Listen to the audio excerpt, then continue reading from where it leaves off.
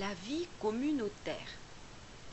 L'islam n'est pas qu'une religion, c'est le seul moyen de mener une vie parfaite et épanouissante. La vie sociale ou la vie communautaire de l'islam est décrite ci-dessous, suivie des codes de conduite que les musulmans doivent respecter.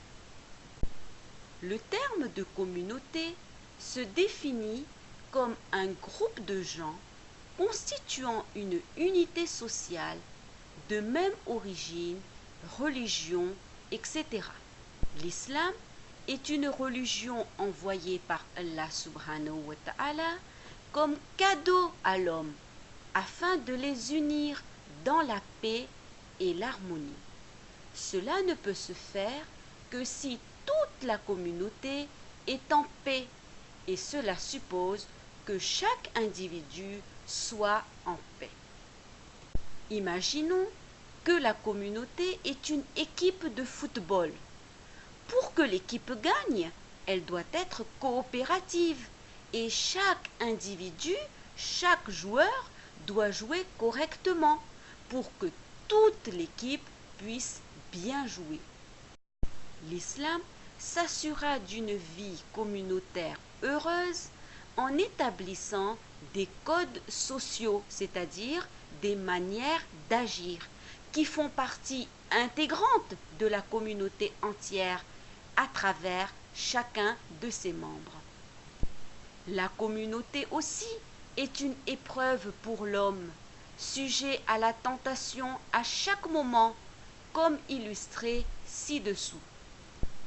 Une fois, il était un homme qui entra seul dans une grotte, loin de tout le monde.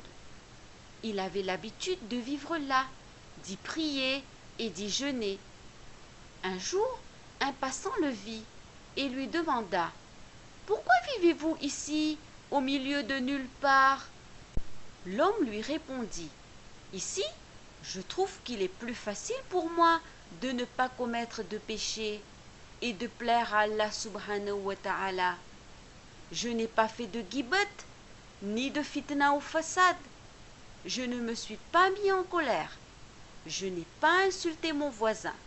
J'ai été très pieux. » Le premier homme rit et dit « Tu ne bernes que toi.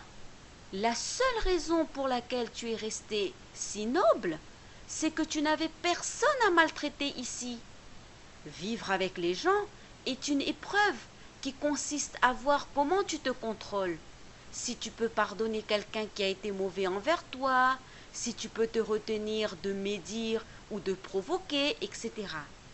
Tout ce que tu fais ici, c'est fuir et rater l'épreuve.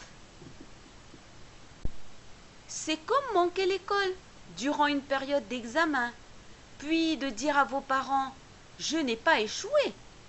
Ce qu'il faut réaliser, c'est que vous n'avez pas assisté à un seul examen.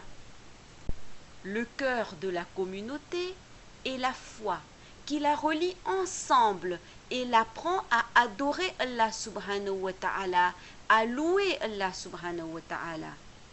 Cela est mis en exergue à plusieurs moments, comme pendant les prières en communauté, namaz et jamaat, les majalis et autres rassemblements. Allah subhanahu wa ta'ala nous apprend dans le Coran, Surat 21, ayat 92. Certes, cette communauté qui est la vôtre est une communauté unique et je suis votre Seigneur. Adorez-moi donc et personne d'autre. La force de la communauté est basée sur son unité. Il existe un proverbe qui dit « Divisez pour mieux régner ». Si vous voulez régner sur un groupe de gens, commencez par les diviser en provoquant des querelles entre eux. C'est ce que le monde occidental pratique dans les communautés islamiques à travers le monde.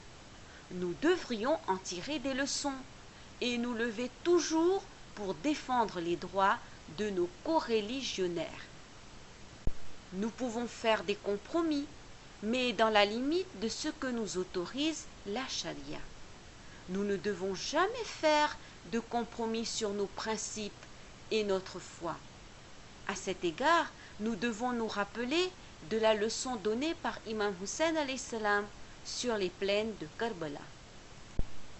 De même que la communauté est une épreuve, elle est aussi une récompense, car une personne peut s'entourer d'amis sincères qui sont là pour l'aider en cas de besoin. Allah subhanahu wa ta'ala dit dans le Saint-Coran, sourate 49, ayat 13.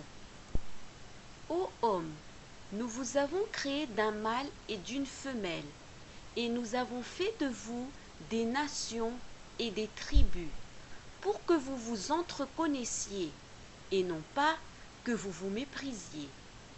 Le plus noble d'entre vous auprès d'Allah est le plus pieux, celui qui a le plus de taqwa.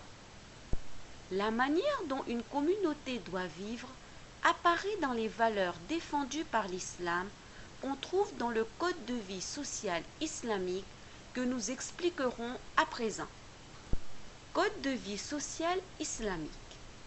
Les codes sociaux islamiques désignent l'idéal à atteindre dans une vie communautaire musulmane. Chacun de nous a une responsabilité envers l'autre pour maintenir la justice et respecter les droits de l'autre. Dans le Saint-Coran, sourate 49, ayat 11 et 12, Allah subhanahu wa ta'ala nous explique certaines manières de nous comporter. Ô vous qui avez cru qu'un groupe ne se raille pas d'un autre groupe, ces derniers sont peut-être meilleurs que ces premiers. Ne vous dénigrez pas et ne vous lancez pas mutuellement des surnoms injurieux. Évitez de trop conjecturer sur autrui, car une partie des conjectures est péché. Et n'espionnez pas, et ne médisez pas les uns des autres. L'un de vous aimerait-il manger la chair de son frère mort? Il existe un nombre infini de manières de se comporter dans une communauté, l'essentiel étant la considération. Si quelqu'un prend en considération les besoins de son frère, alors il agira en conséquence. Notre prophète Mohammed sallallahu alayhi wa sallam a dit: aime pour autrui ce que tu aimes pour toi-même. Dans une très courte sourate, Sourate Asr, Allah subhanahu wa ta'ala dénonce le code social pour toute l'humanité. Ayat 2. L'homme est certes en perdition. Ce verset fait allusion au jour du jugement.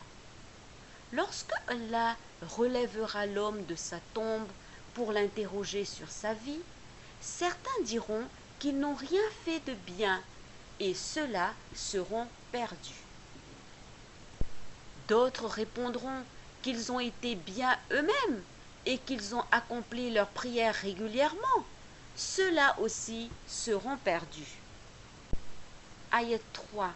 Sauf ceux qui croient et accomplissent les bonnes œuvres, se joignent pour l'apprentissage mutuel de la vérité et de l'endurance. Cela montre qu'être bon soi-même ne suffit pas. Il faut aussi servir la communauté en les guidant vers la vérité et en leur imposant le bien. Ainsi, un autre code social important est l'amr bil ma'aruf, imposer le bien, et le nahi anil munkar, empêcher le mal. L'islam est la seule religion qui peut clamer avoir développé une science sur le comportement humain, sur les manières et l'art de parfaire son âme.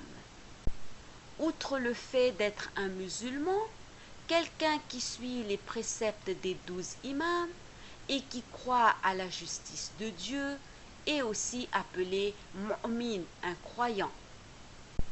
Un jour, on demanda à Imam Ali alayhi salam: qu'est-ce qu'un croyant? Il répondit: le croyant et celui dont les gens n'ont aucune crainte quant à leur vie, leur richesse et leur dignité. Lorsqu'il est en position de pouvoir, il pardonne facilement. Il est généreux de manière appropriée. Il se comporte aimablement. Ses actes comme sa démarche évoquent la modestie. Les gens apprécient son affection et son calme. Il est prêt à endurer la peine pour conforter autrui. En amitié, il est sincère. Il tient ses promesses. Il aide les personnes opprimées et se soucie des démunis.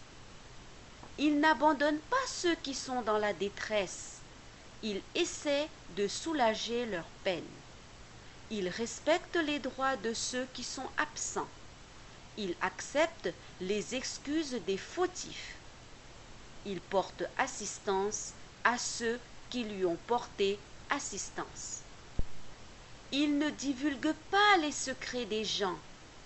Il ne s'immisce pas dans des affaires secrètes qui ne le regardent pas. Il se montre un bon exemple pour ceux qui vont le suivre. Il n'accomplit pas de bonnes actions pour pouvoir s'en vanter. Il ne se retrouve pas dans la même difficulté deux fois.